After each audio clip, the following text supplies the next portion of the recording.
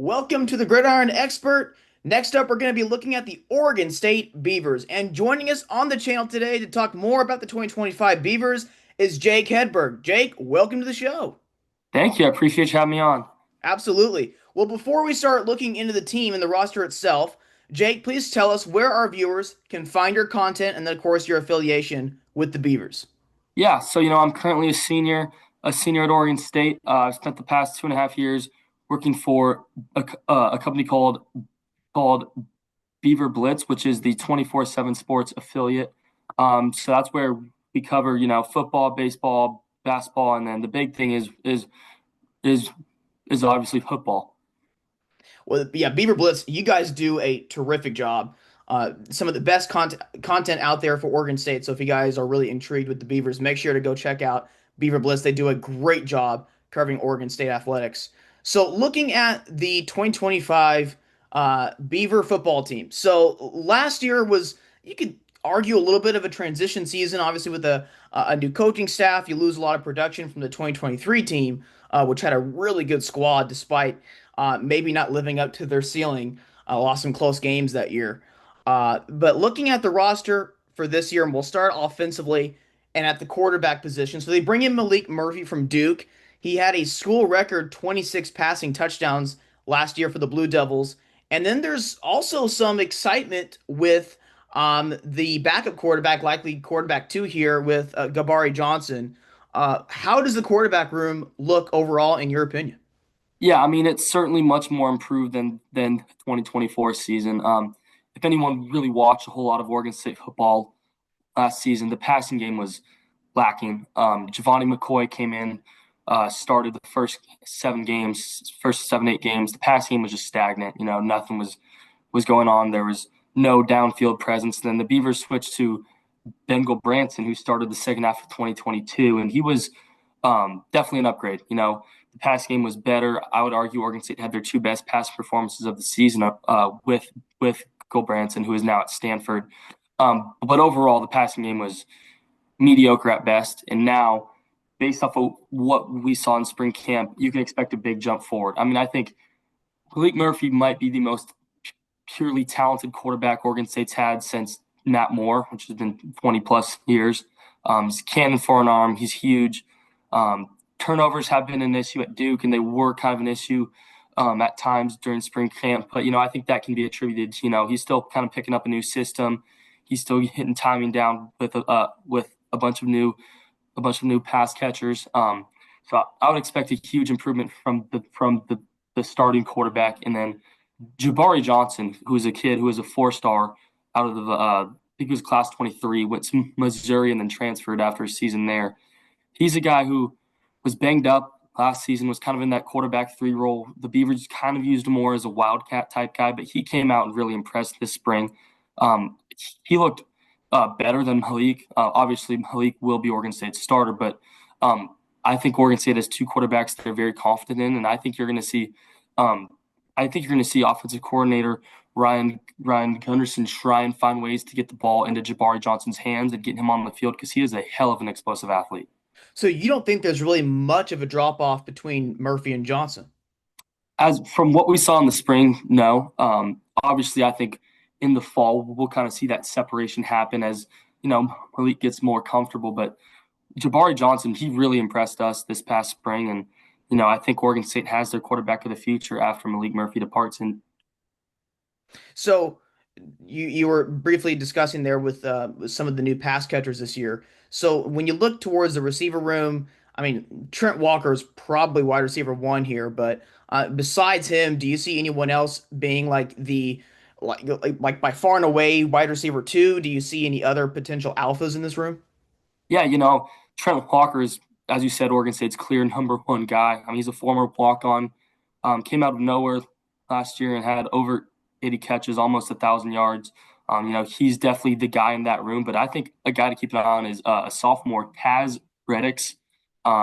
He spent last season kind of splitting time with Darius Clemens as the outside receiver across from Trent Walker. But Oregon State has now shifted Taz to the slot, which is something I feel like fits his skill set a lot better. And I think he's one of the most talented players on Oregon State's roster. And I think Taz is going to be a guy that takes a huge jump from his redshirt freshman season to his sophomore season. How does the depth of the wide receiver room look in your opinion? Yeah, I mean, compared to last season where the Beavers had lost their top five guys, um, now it's healthy. I mean, there's guys that are twos or threes that we're pretty excited about. We already touched on Trent Walker and Taz, but uh, Darius Clemens is a guy. He was a four-star. He really showed out in the season finale. He had 8 catches for 125 yards and a touchdown against Boise State. He'll probably be that third starter. And then that depth, you guys got Zach Card and David Wells, a pair of sophomores that have shown big playability, both receiving and on the fly sweep game. You've got a redshirt freshman in Malachi Durant, who people are really excited about, and then a guy who, if he's healthy, could really surprise some people is Jimmy Valzen. He's a senior. He missed the last season, but he really kind of came on towards the end of 2023.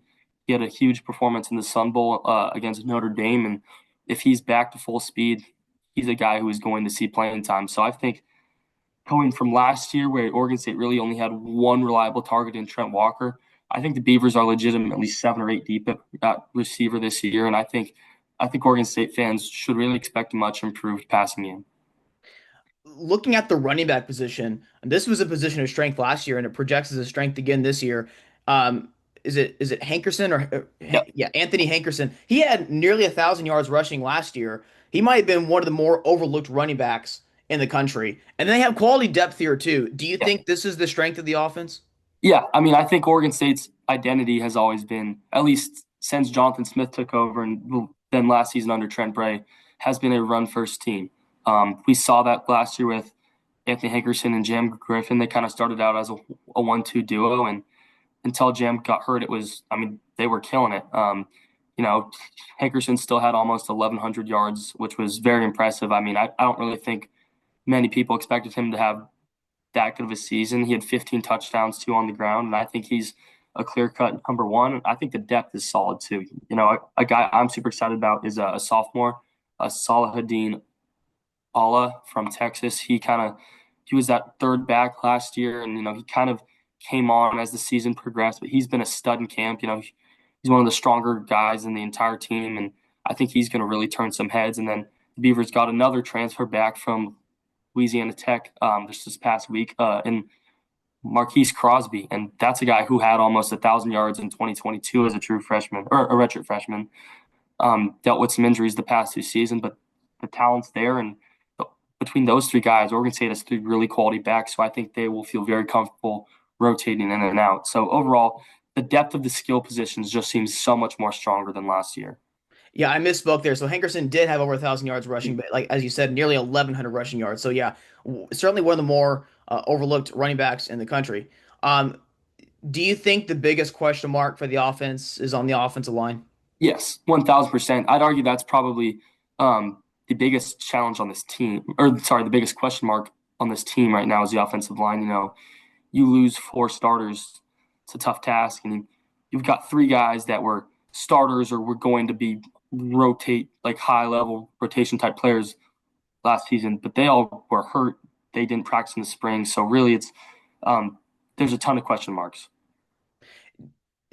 So do you think the coaching staff feels confident enough with say 7 to 8 players where they don't maybe feel like there's a huge drop off from the first to the second string, or is it as big of a question as they are still trying to field their starting lineup here? Yeah, I mean, I think they are trying to field their starting lineup. If you look at Oregon State spring camp, they missed, and I think I had it down in my mind as 6 of their top 8 anticipated offensive linemen. So that's a good chunk of guys. Really, the only 2 guys that I personally see as like significant, either starter or rotational level players that practice during the spring are just Josiah Timoteu and Dylan Sikorsky, whereas the Beavers had guys like Van Wells, Tyler Volton, Jacob Strand, Tyler Moreno, a couple of others as well as guys who we expected to be starters or rotation guys that didn't practice at all in the spring. So really, the offensive line is the biggest question mark. Is we haven't seen any of these guys play together yet. So I think fall camp is going to be huge to get that gelling set. So really, It's the offensive line. That's the biggest question mark of this whole team, in my opinion. So the right side of the offensive line, you think might be stronger than the left side if Josiah's playing like right guard and maybe Tyler Moreno is playing right tackle? Yeah, I mean, again, it really just depends. We haven't seen it. We don't know if the plan is for Timoteo to be a tackle or a guard, because during the spring he repped at tackle. But if Oregon State gets Strand and Moreno back, those are two pretty good tackles. They could bump Josiah inside, but we don't know if they're both going to be back in time. And then you got guys like Sikorsky and Volton who are experienced guys who can play at guard, and then Van Wells. Really, the only locked up spot is Van Wells at center. Outside of that, the two guards and two tackles could be 6 or 7 guys that fill those spots. So I'm pretty intrigued to see how it plays out throughout the fall.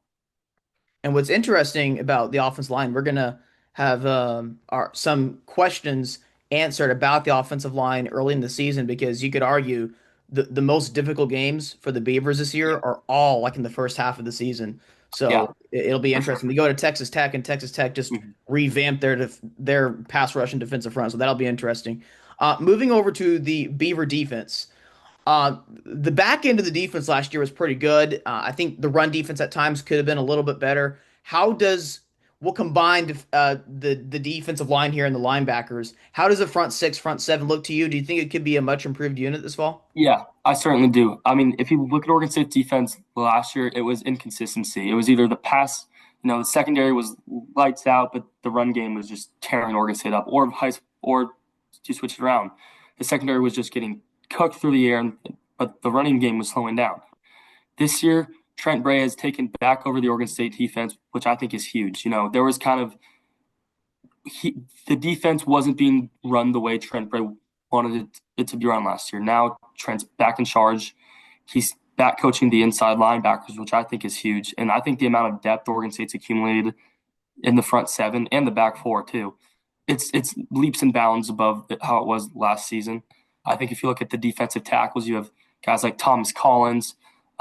He was really good the first couple games last year. Dealt with some injuries that kind of slowed him down the second half of the season. You got a guy who really impressed us this spring was JoJo Johnson, a sophomore who was kind of a rotational guy, and then Tavita Pomea as well. He's a transfer from U of O. He was all right as a redshirt freshman last season. He took a big step forward in the spring.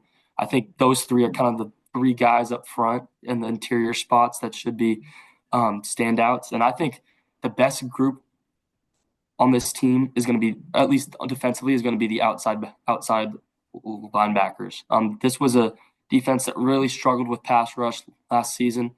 I think that's going to change. Oregon State's legitimately 8 or 9 deep at that spot. You got Nico Taylor's coming back. He was a guy who was arguably Oregon State's best defender last season.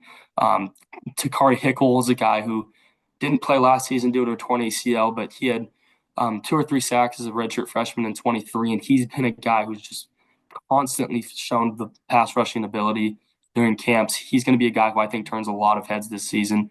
And even behind that, you have Nebraska transfer Kai Wallin, Southern Utah transfer Walker Harris. You have returners Zakiah Sayas, Shamar Michael, Andy Alfieri, Oluwamatoshu, and then a true freshman who's been impressive in Blue Dancer as well. So the Beavers have a ton of depth at those, the two outside backers at defensive end spot. There's a ton of depth, and I think the pass rush is going to be really improved as a result of that.